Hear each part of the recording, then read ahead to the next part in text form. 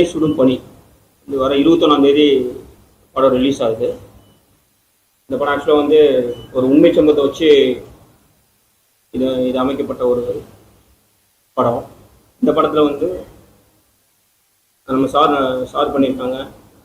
Sir சித்திரன் sir, Bhagyaraj sir, அதுக்கப்புறம் hero madam உபாசனா எல்லாம் பண்ணியிருக்காங்க. ஹீரோ நடராஜ் அவர் பண்ணியிருக்காரு. பட் இந்த படம் வந்து ரொம்ப சப்போர்ட் பண்ணது இந்த ப்ரொடியூசர் தான். அவங்களுக்கு வந்து ரொம்ப தேங்க்ஸ் சொல்லணும் இந்த இடத்துல. ஏன்னா ப்ரொடியூசர் தான் வந்து ரொம்ப சிரமப்பட்டு இந்த படத்தை வந்து இந்த நிலைமைக்கு கொண்டு வர காரணம் இந்த ப்ரொடியூசர் தான். இப்போ அவங்க வந்து கொஞ்சம் ஒரு இஷ்யூனால யூஎஸ் போக வேண்டிய நிலைமை போயிட்டாங்க. ஸோ அவங்களுடைய பிளஸ்ஸிங்கோட இந்த இதை ஆரம்பிச்சிருக்கோம். இது ஆக்சுவலாக ஒரு உண்மை சம்பவம்னா வந்து பொள்ளாச்சியில் நடந்த ஒரு உண்மை சம்பவத்தை வச்சு எடுத்துருக்கு இந்த படம். கண்டிப்பாக இந்த படம் வந்து உங்களோட சப்போர்ட்னால மக்களுக்குலாம் போகணும். ஒரு விழிப்புணர்வான ஒரு படம் தான் இந்த படம். இந்த இப்போ உள்ள ஜெனரேஷனுக்கு இந்த படம் ரொம்ப யூஸ்ஃபுல்லாக இருக்கும். அனைத்து பத்திரிகை மற்றும் ஊடக நண்பர்கள் எல்லாத்துக்கும் என்னுடைய பணிவான காலை வணக்கம். என்னை சுடும் பணி இந்த படம் ராம் சேவா டைரக்ட் பண்ணியிருக்காரு. நடராஜ் தான் ஹீரோவாக ஒர்க் பண்ணியிருக்காரு. உபாசனா அவங்க ஹீரோயின் ஒர்க் பண்ணியிருக்காங்க. சித்ரா நாங்கள் தான் ஆக்ட் பண்ணிக்கிறோம். இதில் என்னன்னா ப்ரொடியூசர் வந்து ஃபாரின் ஹேமா சுந்தரராஜன் இவங்க அப்பா அம்மா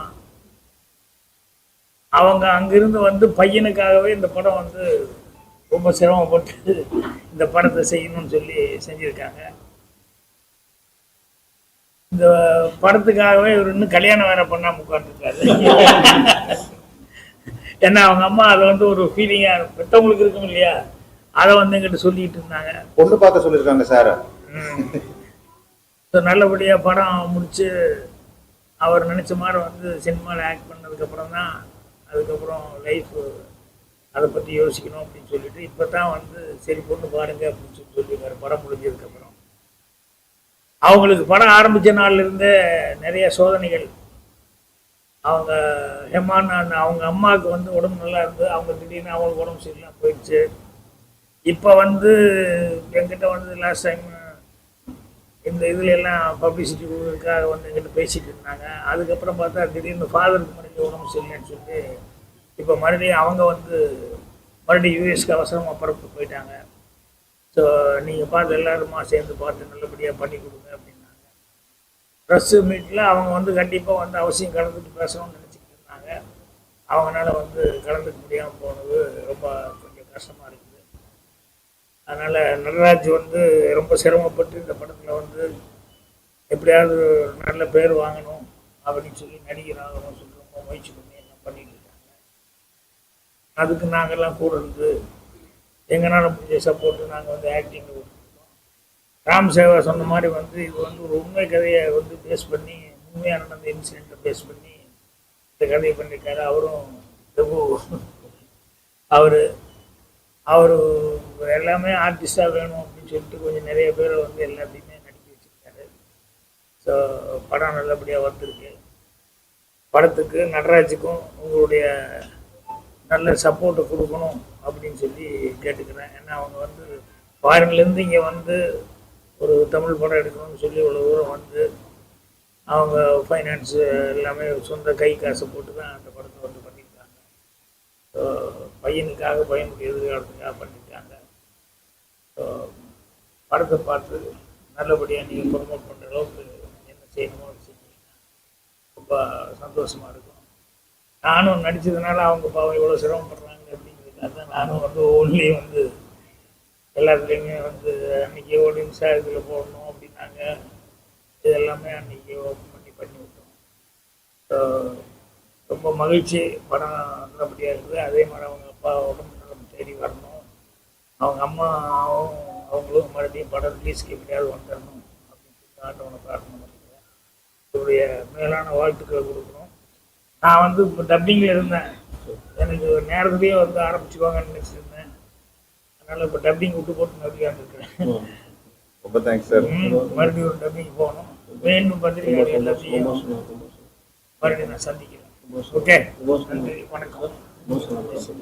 உபாசனா எல்லாம் நல்லா நடிச்சிருக்காங்க. உபாசனா அதனால இன்னும் நான் சொல்றதை விட பத்திரிக்கையாளங்க வந்து படம் பார்த்துட்டு அவங்க வந்து அவங்களுக்கு சப்போர்ட் கொடுக்குறது தான் ரொம்ப முக்கியம். கண்டிப்பா நம்ம சொன்ன மாதிரி நம்ம வெளியூர்லேருந்து வந்து இருக்கிறவங்களுக்கு வந்து வந்தவரை வாழைக்கும் எல்லாத்தையும் எல்லாருக்கும் வணக்கம். இந்த படத்தினுடைய தயாரிப்பாளர் ஹேமலதா சுந்தரராஜ் பற்றி ஆகியோர் சொன்னார். உண்மையில சொன்னோம்னா இது போன்ற தயாரிப்பாளர்களாக தான் இன்றைக்கு சினிமா உலகம் இயங்கி கொண்டிருக்கிறது. ஏன்னா உங்களுக்கே நல்லா தெரியும், பெரிய படங்கள்னு பார்த்தீங்கன்னா வந்து ஒரு 20-25 படங்கள் தான் தமிழ் சினிமா உலகில் தயாராகுது. இன்றைக்கு 200க்கும் மேற்பட்ட படங்கள் வருதுன்னா இல்லை 150-160 படங்கள் இது போன்ற தயாரிப்பாளர்களாக தான் சினிமா உலகத்தில் வந்து தொழிலாளர்கள் வந்து தொடர்ந்து வேலை செய்ய முடியாது. அதுக்கெல்லாம் காரணம் இது போன்ற தயாரிப்பாளர் தான். இதுக்கு பின்னால் தன்னுடைய மகனை கதாநாயகனாக்கணும் அப்படின்ற அவங்களுடைய ஆசை இருந்தால் இதெல்லாம் தாண்டி பார்த்தீங்கன்னா ஒரு தயாரிப்பாளராக ஒரு சீசன்டு தயாரிப்பாளர் எப்படி ஒரு திரைப்பட நிறுவனத்தை நடத்துவாங்களோ, எப்படி எல்லாருக்கும் உரிய நேரத்தில் அவங்க பணத்தை கொடுத்து எப்படி அவங்களெல்லாம் கவனிச்சுப்பாங்களோ, அதை விட மிகச்சிறப்பாக இவங்க அம்மாவும் அப்பாவும் இவங்க எல்லாரையும் ரொம்ப நல்லா பார்த்துருக்காங்க. அதுக்கு வந்து எங்களுடைய சார்பாக அவங்களுக்கு நிச்சயமாக நன்றியை சொல்லியாங்க. நட்ராஜன் சரி, உபாசனாவும் சரி, தங்களுடைய பணியை இந்த படத்தை ரொம்ப சிறப்பாக செஞ்சுருக்காங்க. இது போன்ற புதுமுகங்கள் ஒரு படத்தை நடிக்கும்போது கொஞ்சம் அடையாளம் தெரியணும் அப்படிங்கிறதுக்காக தான் பாக்யராஜ் போன்ற கலைஞர்கள் எல்லாம் அவங்க இந்த படத்தில் வந்து முக்கியமான ஒரு வேடத்தை நடிக்க வச்சுருக்காங்க. இது போன்ற கலைஞர்களை சப்போர்ட் பண்ணுறதுக்காக பாக்யராஜ் பார்த்தீங்கன்னா படத்தில் நடிக்க ஒப்புக்கொண்டது மட்டும் இல்லாமல் இந்த படத்தை விளம்பரப்படுத்துகிற எல்லா நிகழ்ச்சியும் இதில் பார்த்தீங்கன்னா எத்தனை பேர் நடிச்சிருக்காங்க லிஸ்ட்டு பார்த்தா உங்களுக்கு தெரியும். இதில் எத்தனை பேர் இங்கே கலந்துட்டுருக்கோன்னு உங்களுக்கு தெரியும். இதில் இருக்கிற லிஸ்ட்டில் இருக்கிற ஆட்களை விட இவர் எவ்வளோ முக்கியமானவர் அப்படின்றது எல்லோரும் அறிந்த விஷயம். இவங்கள பல பேர் இன்றைக்கி வரல, ஆனால் பாக்யராஜ் இங்கே வந்திருக்காருன்னா அதுக்கு முக்கியமான காரணம் இது. இங்கேருந்து அமெரிக்காவிலேருந்து வந்து ஒரு திரைப்படத்தை எடுக்கணும் ஒரு ஆர்வத்தோடு வந்திருக்காங்க. அவங்களுக்கு நம்மளால் முடிஞ்ச ஒரு சப்போர்ட்டை கொடுக்கணும் அப்படின்ற ஒரு நல்ல குணம் தான். ஏன்னா பாக்யராஜ் வந்து சினிமா உலகத்தில் எப்படிப்பட்ட இடத்துலேருந்து வந்தார் அப்படின்னு தெரியும். சினிமா உலகத்தினுடைய ஆரம்ப நிலையிலேருந்து இன்றைக்கு ஒரு உயர்ந்த நிலையை அடைந்திருக்கின்ற ஒரு கலைஞர் தான். அதனால தான் இப்படி வந்து அந்த நிதி உணர்ச்சி அவரால் வந்து வெளிக்காட்ட முடியுது அப்படின்னு. யார் சினிமாவில் போனாலும் உங்களுக்கு நாங்கள் முழுசாக சப்போர்ட் பண்ணணும் அப்படின்னு. ராம் சேவா பொறுத்த வரைக்கும் என்னென்னா அவருடைய எல்லா படங்களையும் நான் நடிச்சிருக்கேன். நல்ல ஒரு வேகமாக செயல்படக்கூடிய ஒரு இளைஞர் இயக்குனர். இது போன்ற இயக்குநருக்கெல்லாம் என்னுடைய ஒரே ஒரு அறிவுரை தான் அதை நான் இங்கே பதிவு செய்யணும்னு நினைக்கிறேன். இன்றைக்கு சினிமா உலக சூழ்நிலையில் மிக முக்கியமானது கதை. எல்லாருமே நல்ல கதைகள் எழுதுகின்ற ஆற்றல் படைக்கிறவர்கள். எவ்வளோ கதைகள் வந்து இன்னைக்கு கதாசிரியர் எழுதியிருக்காங்க, பல இலக்கிய கர்த்தாக்கள் எழுதியிருக்காங்க. அதனால் கூடுமான வரைக்கும் திரைப்படங்கள் உருவாக்கும் போது அந்த கான்ட்ரிபியூஷன் எடுத்துக்கணும்.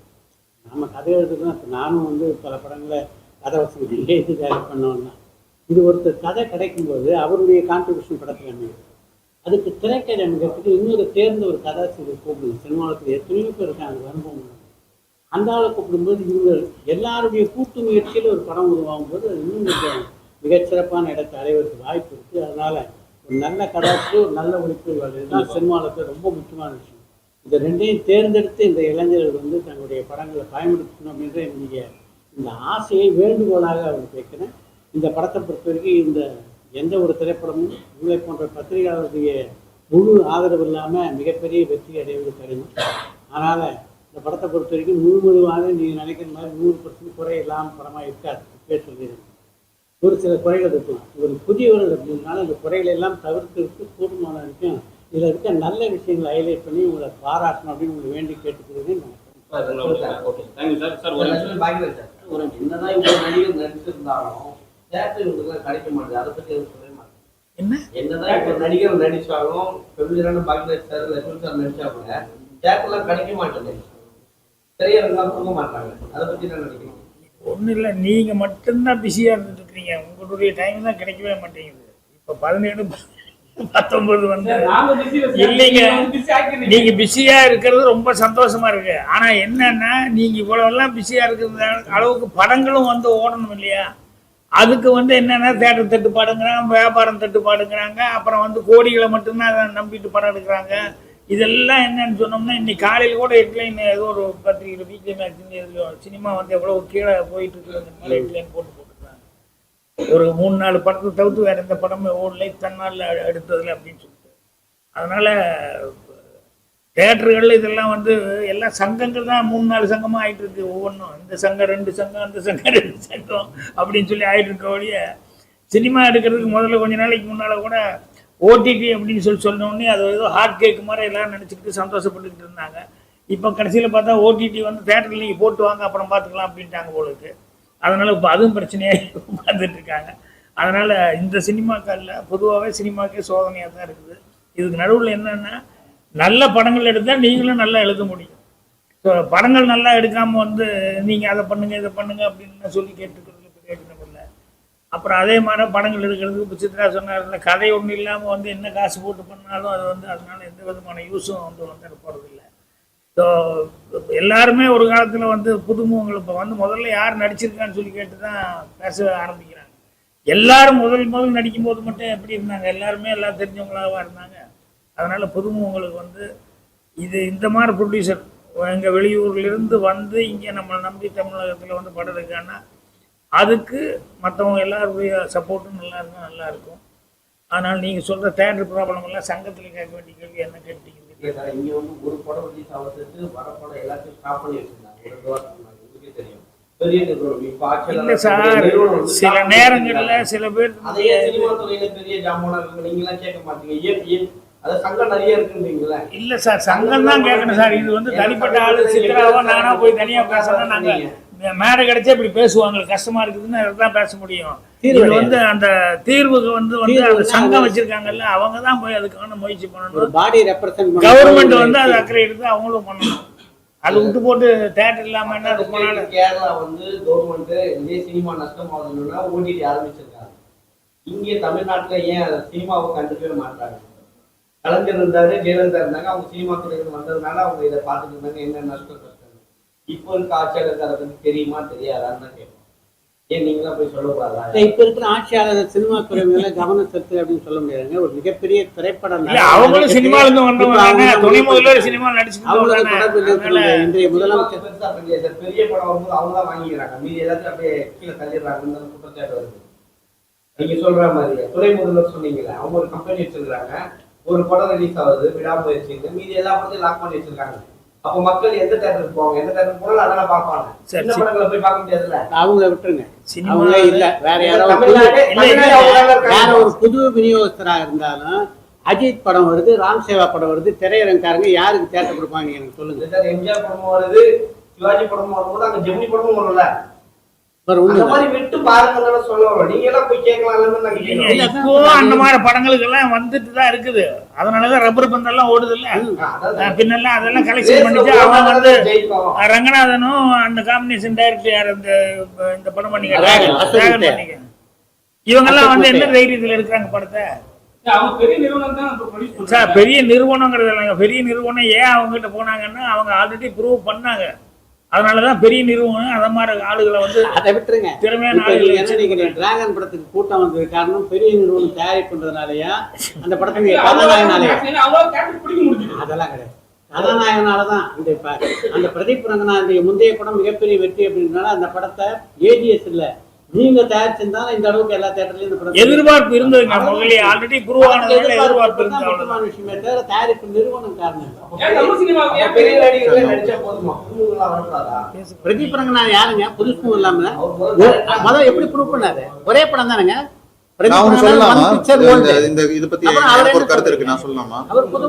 நான் வந்து ஒரு 10-12 வருஷமா இந்த இண்டஸ்ட்ரியில இருக்கேன்.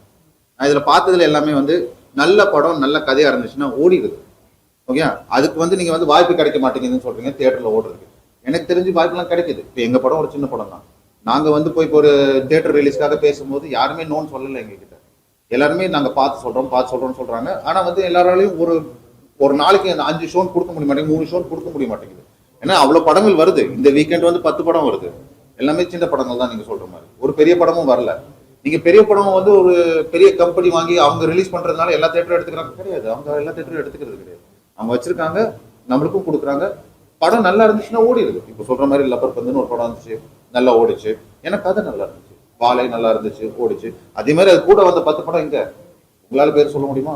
முடியாது. ஏன்னா மக்களே வந்து ஒரு கருத்து வச்சிருக்காங்க. இப்படி படம் பார்த்துட்டு ஒருத்தன் வந்து நல்லா இருக்குன்னு சொன்னான்னா அதை கேட்டுட்டு இன்னொருத்தங்க போய் பாக்குறாங்க. அப்படியே ஹிட் ஆகுது படம். எங்க படமும் அப்படி வரும்னு எனக்கு ஒரு நம்பிக்கை இருக்கு. ஏன்னா அந்த படம் இந்த படமும் அந்த மாதிரி ஒரு நல்ல கருத்து வச்சிருக்கோம், நல்ல கதை இருக்கு. அண்ட் அதுக்கப்புறம் வந்துட்டு இது வந்து ஒரு ஒரு ஒரு உண்மை கதையா இருந்தாலும் அதுல வந்து ஒரு சின்ன ஃபேண்டசி மாதிரி ஒரு ட்விஸ்ட் இருக்கு, நல்ல விஷயங்கள் வச்சிருக்கோம் இந்த படத்துல. ஸோ இப்போ எங்க படமும் ஹிட் ஆகணும்னா அதுக்கு எப்படி பண்றது, உங்களை மாதிரி ஆளுங்க வந்து ப்ரெஸ்ல போடுறது, பப்ளிசிட்டி பண்றது, அது மட்டும் இல்லாம நம்ம தியேட்டர்ல போய் மக்கள் பார்த்துட்டு வெளியே வந்து நம்ம படத்தை பத்தி நல்லா சொல்லும் போது நீங்க அதை எடிட் பண்ணாம கரெக்டா போடுறது, அப்படி பண்ணாலே போதும்னு நினைக்கிறேன். நம்ம இந்த இண்டஸ்ட்ரிக்கு நம்ம இண்டஸ்ட்ரி கேட்க வந்தது வேற. இல்ல அவர் அந்த தியேட்டருக்காக நீங்க சொல்றதுங்க அந்த டாமினேஷனுங்கிறது ஒரு காலத்து டிஸ்ட்ரிபியூட்டர் கையில இருந்தது, ஒரு காலத்து ப்ரொடியூசர் இவங்க டாமினேஷனா இருக்கும், அப்புறம் தேட்டருக்காரங்க டாமினேஷன் மாறி மாறி வந்துட்டு தான் இருக்கும். இப்போ டைரக்டர்களுக்காக அப்படின்னு சொல்லிட்டு ஒன்று இருந்தது இல்லையா, அப்புறம் ஹீரோக்களை பிடிச்சா தான் டைரக்டர் பிடிக்க முடியும்னு வந்தது. அப்புறம் ப்ரொடியூசர்களே பெரிய பெரிய பேனரில் இருக்கிற ப்ரொடியூசர்களே முதல்ல ஹீரோ கிட்ட கதை சொல்லிட்டு வாப்பா அது ஓகேன்னா எவ்வளோ கோடி வேணாலும் நான் கொடுக்குறேங்கிற மாதிரி அவங்களே கொடுக்குறாங்க. எல்லாமே இப்படி இருக்குது. ஸோ அதனால் இன்றைக்கி எல்லாருக்குமே ஒரு தட்டுப்பாடுங்கிறது என்னென்னா ஓரளவுக்கு கொஞ்சம் புரிஞ்சுக்கிட்டாங்க. என்னென்னா கோடிகளை இறக்கிறதுனால கண்டிப்பாக பணம் ஓடிட போகிறது இல்லை, நல்லபடியாக வந்து கதை மற்றதெல்லாம் நல்லா இருந்ததுன்னா கரெக்டாக இருக்கும் ஒழிய வேறு பிரம்மாண்டங்கள் அது இது இதெல்லாம் பண்ணி மட்டும் சர்வீஸ் பண்ணி ஒன்றும் பண்ண முடியாது அப்படிங்கிறது இப்போ புரிஞ்சுக்கிட்டாங்க. அதனால் வந்து அது ரொம்ப சந்தோஷமாக இருக்கக்கூடிய சமாச்சாரம் என்னென்னா இந்த சின்ன சின்ன படங்கள் எல்லாம் வந்து டக்குன்னு பெரிய ஹிட் ஆகுறதுங்கிறது நமக்கு ரொம்ப ஹாப்பியான ஒரு இதாக இருக்குது. அதுக்கு பத்திரிகை ஒரு முக்கியமான காரணம். முக்கியமான விஷயம் சொல்ல நினைக்கிறேன். இது போன்ற விஷயங்கள்லாம் நம்ம பேசுறதுல ஆச்சரியம் இல்லை. இந்த நிகழ்ச்சி எதுக்காக ஏற்பாடு செய்யப்பட்டதுன்னா எனை சுடும் பணி படத்தை எப்படியாவது மக்களுக்கு கொண்டு போய் ஒரு நிமிஷம் சொல்லிடுறேன். இதை கொண்டு போய் சேர்க்கறதுக்காக ஏற்பாடு செய்யப்பட்ட நிகழ்ச்சி. இதில் உங்கள் ஆர்வம் காரணமாக இது போன்ற விஷயங்களுக்கு கேட்டு தெளிவு பண்ணணும் அப்படின்னு கூட நீங்கள் கேள்விகள் கேட்கலாம். ஆனால் செய்திகளை பிரதானப்படுத்தும் போது எனை சுடும் பணியை பற்றி போட்டு உள்ள இதை பற்றி போடுங்க, தப்பில்லை.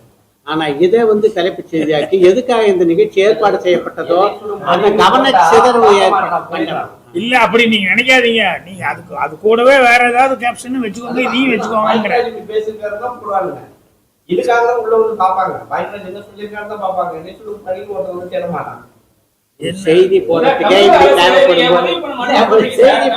இப்படிப்பட்ட டைவர்ஷன் தேவைப்படுதுன்னா அப்ப படங்களுக்கு யோசிச்சு பாருங்க. அப்போ நீங்களே சொல்லுங்க, அது நீங்க தான் சொல்லணும். ஒரு செய்திக்கே உங்களுக்கு தேவைப்படுது, இந்த டைரக்டா இந்த செய்தியை பத்தி சொன்னா ஜனங்க பார்க்க மாட்டாங்க, இதுக்கு ஒரு டைவர்ஷனா ஒரு கேப்ஷன் தேவைப்படுதுன்றீங்கல்ல. அப்புறம் தமிழக அரசு உதவி பண்ண மாட்டோம் நிறைய பேர் சொல்றாங்க, உங்களை மாதிரி நிறைய ஜாமான் சொல்றாங்க. என்ன காரணமா இருக்கு? ஏன்னா தமிழ் சினிமால இருந்து நிறைய பேர் வந்து அரசியல் போயிட்டாங்க. ஒருவேளை அதனாலதான் இருக்குமோ? என்ன தமிழ் சினிமா இருந்து நிறைய ஆக்டர்ஸ் எல்லாம் வந்து அரசியல் போயிட்டாங்க, அது ஆப்போசிட்டா பெருசா பேசப்படுறாங்க. சோ அதனால வந்து இவங்க ஏன் ஹெல்ப் பண்ணணும்னு சொல்லிட்டு ஒரு விஷயம் இருக்குமோ?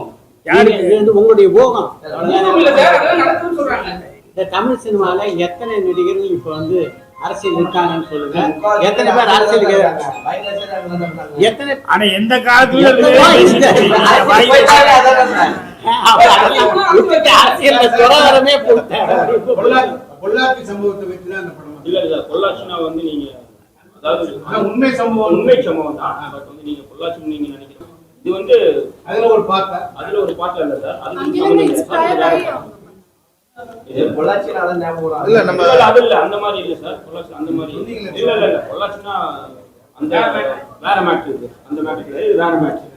ஹாய், என் பேர் நட்ராஜ் சுந்தராஜ். இந்த படத்துல ஹீரோவா நடிச்சிருக்கேன், ராம் சேவா டைரக்ஷன்ல. அதுக்கப்புறம் வந்துட்டு இந்த படத்துல என் கேரக்டர் பேர் வெற்றி, ஒரு அஸ்பைரிங் ஐபிஎஸ் ஆஃபீஸர். ஆனா வந்து ஐபிஎஸ்க்கு படிச்சுட்டு இருக்கும் போதே ஜாலியா வாழ்க்கை என்ஜாய் பண்ணணும்னு நினைக்கிற ஒரு கேரக்டர். எங்க அப்பா, எங்க பக்கத்து வீட்டு பொண்ணு, லவ்வர், சின்ன வயசுல இருந்தே பழக்கம். அண்ட் படம் வந்து பேசிக்கலா நம்ம வாழ்க்கையில நடக்கிற மாதிரி ஜாலியா ஒரு பையன் என்ஜாய் பண்ணிட்டு இருக்கும் போது சில கஷ்டங்கள் கோபங்கள் எல்லாம் மீட் பண்ணும்போது எப்படி ஃபேஸ் பண்றான்றது ஒரு கதை. அது போக இன்னொரு சைடு ஆஃப் த கதை வந்து நம்ம பாக்யராஜ் சார் வச்சு ஒரு கிரைம் த்ரில்லர் கதை. இந்த படம் வந்து ரொம்ப நல்லா வந்திருக்கு, எல்லாரும் பார்க்கணும்னு நான் கேட்டுக்கிறேன். ஹாய் வணக்கம். ஃபர்ஸ்ட் எல்லாருக்கும் நன்றி இங்கே வந்திருக்காங்க. பேர் உபாசனா. இது என்னோட ஐ திங்க் 8வது படம் ரிலீஸ் ஆக போகுது. And I am grateful and thankful Ram Seva sir and Hema ஆண்டிக்கு எனக்கு இந்த சான்ஸ் கொடுத்துருக்காங்க. And I'm glad I'm part of this entire team. எனக்கு இந்த படத்தில் இன்னொன்று விஷயம்னா மனோபாலா சாரோட அவங்க இப்போ he's not here with us, but I got a chance to play his daughter. So I am very grateful for that. அதை விட நீங்கள் எல்லாம் கேள்வி மாதிரி கேட்டிருக்கீங்க, சின்ன படம்க்கு யார் போய் பார்ப்பாங்களா? ஸோ ப்ளீஸ் நீங்கள் மீடியாக்காரர் ப்ளீஸ் சப்போர்ட் பண்ணுங்கள். and I hope everyone goes and watches in the theatre. Thank you. ஆமா, உங்களுக்கு தெரிஞ்சவங்க எல்லார்கிட்டயும் சொல்லுங்க, கொஞ்சம் போய் பார்த்து படத்துக்கு சப்போர்ட் பண்ண சொல்லுங்க. தேங்க்யூ. ராம்சேவா சார் ஏதாவது சொல்லணும்? இல்லை, இந்த இனிய தருணத்தில் இன்னொரு முக்கியமான செய்தியும் உங்களுக்கு பகிர்ந்துருக்கார் ராம்சேவா சார். அவருடைய அடுத்த படம் வந்து முழுக்க முழுக்க லண்டனில் படமாக்கிருக்காங்க. ஆரஞ்ச் அப்படின்ற நிறுவனத்தின் சார்பில் மணிமாதவன் அண்ணன் தான். அவங்க தான். அடுத்தது வந்து அப்படி ஒரு படத்தை ஏற்க இருக்கிறார் அப்படிங்கிற செய்தியும் உங்களுக்கு தெரிவித்துக் கொள்வதில் மகிழ்ச்சி. கங்க்ராச்சுலேஷன். கரெக்டாக போட மாட்டாங்க. படம் நல்லா இருந்தாலும் நல்லா இல்லைன்னு சொல்லி ஒரு குரூப் வந்து ரிவ்யூ பண்ணுறாங்க. அதெல்லாம் பற்றி சொல்லுங்க. நீங்க ரிவ்யூ என்ன பண்ணிருக்கீங்க? நிறைய படம் சொல்லுங்க. நீங்க நல்லா ரிவ்யூ சொல்லுவீங்கல்ல, நல்லா இருந்த படத்தை ஓடி இருக்க படத்தை நல்லா இல்லைன்னு சொல்ற ரிவ்யூ இருக்குல்ல, அப்ப அதுக்கு என்ன சொல்லுங்க? இது வந்து ஆக்சுவலி என்கிட்ட கேள்வி கேட்கறத விட நீங்க எல்லாம் தானே ஒரு மீட்டிங் போட்டு டிசைட் பண்ணுங்க. நாமெல்லாம் ஒரு கூட்டம் ஏன்பா அவங்க சரியா அப்படின்ட்டு அவங்க தேடி தான் ப்ரொடியூசர்ஸ், டைரக்டர்ஸ் எல்லாருமே வந்து அவங்க தேடி தான் போறாங்க, மார்க் போறாங்க. அவங்க வந்து பே பண்ணா மட்டும்தான் அவங்க நல்லா ரிவ்யூ கொடுக்குறாங்க. அவங்க தேடி தான் போறாங்களே. நாங்க வந்து பே பண்ணி வாங்குறது கிடையாது. எங்களோட ரிவ்யூ வந்து உண்மையா இருக்கும்.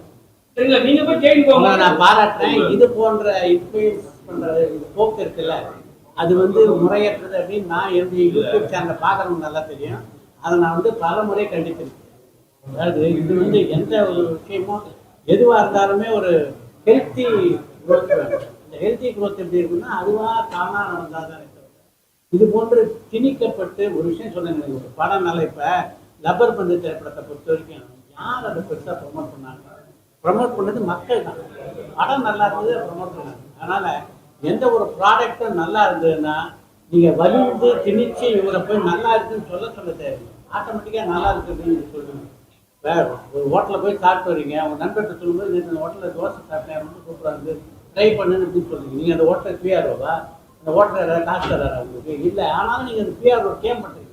ப்ராடக்ட் இஸ் குட், அதனால் நீங்கள் ஒர்க்ஸ் பண்ணுறீங்க. அதுதான் சினிமா. சினிமா இப்போ தானே நெட்ஃப்ளிக்ஸ் எல்லாம் பார்க்குறோம். நம்ம ட்விட்டர் ஹேண்டில் இப்போ தான் இருக்குது, இன்ஸ்டா ஹேண்டில் இப்போ தான் இருக்குது. ஒரு 40-50 வருடங்களுக்கு பாவரிசையில் ஃபினிஷிங் படம்லாம் வெற்றி பெற்ற போது இவங்கெல்லாம் யார் இருந்தாங்க? சின்ன படம் சொன்னீங்க, கதை நல்லா இருந்தது ஓடிச்சு சொன்னீங்க. அது கூட ஒரு 10 படம் வந்துச்சு. விடாமுயற்சி வரும்போது படம் நல்லா இருந்தா அது கூட ஏன் விடல? அதுதான் எங்களோட கேள்வி.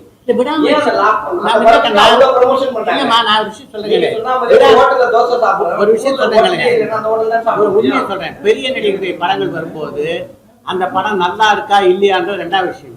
எல்லாருடைய பார்வையும் அந்த படத்தை நோக்கி தான். நீங்களே கூட ஒரு 8 படம் வருது, கூட விடாமுயற்சி வருது. ஒரு திரைப்படத்தை பார்க்கணும்னு நீங்க எதை படத்தை முதல்ல சூஸ் பண்ணுவீங்க? அப்படி இருக்கும் அந்த படத்தை தான் ஜனங்க சூஸ் பண்ணுவாங்க போது நாம அதை போய் சிக்கிக்க கூடாதுன்னு தானே. டிராபிக் ஜாம் இருக்குன்னு தெரியுது, இருந்தும் டிராபிக் ஜாம்ல கார் ஓட்டுவானா புத்திசாலித்தனமா ஒரு நாள் தள்ளி போகலாம்னு நினைப்பானா? தான் நீங்க பண்ணுவீங்க.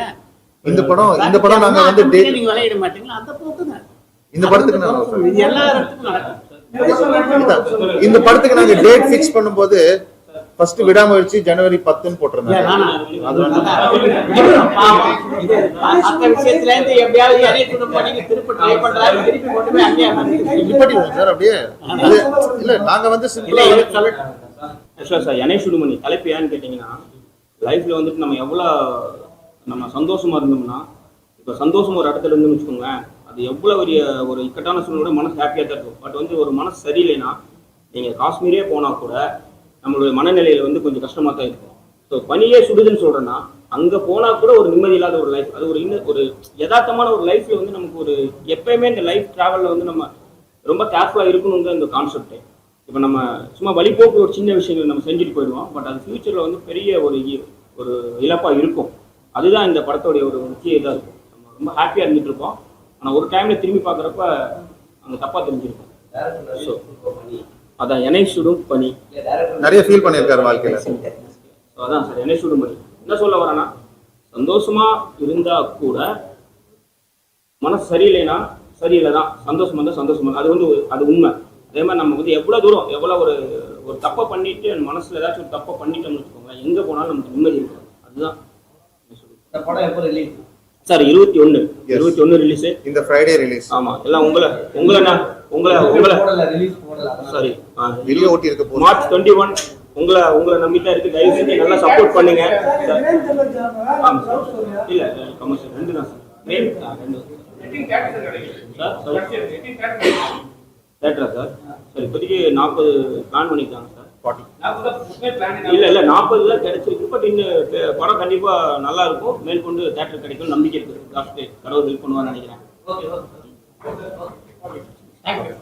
எல்லாரும் வந்ததுக்கு ரொம்ப தேங்க்ஸ். அதே மாதிரி நம்ம சாரு வந்து அடுத்த என்னோட ப்ராஜெக்ட்ல ஆரஞ்ச் ஃபிலிம்ஸ்னு சொல்லிட்டு மகிபா தேவன் அண்ணன் ப்ரொடியூசர்ல அந்த சாரு லண்டனுக்கு போகிறோம்.